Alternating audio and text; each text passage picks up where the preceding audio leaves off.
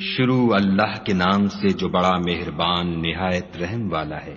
ہم کو روز قیامت کی قسم اور نفس لوامہ کی کہ سب لوگ اٹھا کر کھڑے کیے جائیں گے۔ کیا انسان یہ خیال کرتا ہے کہ ہم اس کی بکھری ہوئی ہڈیاں اکٹھی نہیں کریں گے؟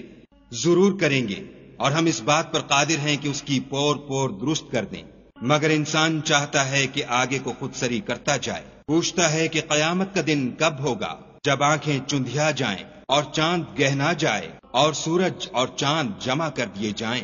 اس دن انسان کہے گا کہ اب کہاں بھاگ جاؤں، بے شک کہیں پناہ نہیں۔ اس روز پروردگار ہی کے پاس ٹھکانہ ہے۔ اس دن انسان کو جو عمل اس نے آگے بھیجے اور جو پیچھے چھوڑے ہوں گے سب بتا دیے جائیں گے، بلکہ انسان آپ اپنا گواہ ہے، اگرچہ عذر و معذرت کرتا رہے۔ اور اے محمد صلی اللہ علیہ وآلہ وسلم، وحی کے پڑھنے کے لیے اپنی زبان نہ چلایا کرو کہ اس کو جلد یاد کر لو۔ اس کا جمع کرنا اور پڑھانا ہمارے ذمے ہے۔ جب ہم وحی پڑھا کریں تو تم اس کو سنا کرو اور پھر اسی طرح پڑھا کرو، پھر اس کے معانی کا بیان بھی ہمارے ذمے ہے۔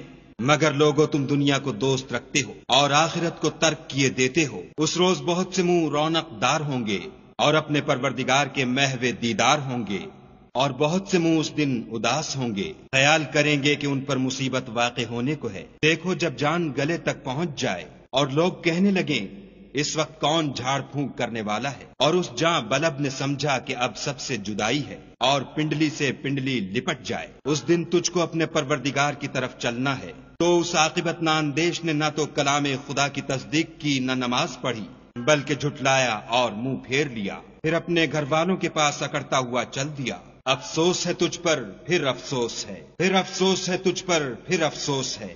کیا انسان خیال کرتا ہے کہ یوں ہی چھوڑ دیا جائے گا؟ کیا وہ منی کا جو رحم میں ڈالی جاتی ہے ایک قطرہ نہ تھا؟ پھر لوتھڑا ہوا، پھر خدا نے اس کو بنایا، پھر اس کے اعضاء کو درست کیا، پھر اس کی دو قسمیں بنائیں، ایک مرد اور ایک عورت۔ کیا اس کو اس بات پر قدرت نہیں کہ مردوں کو جلا اٹھائے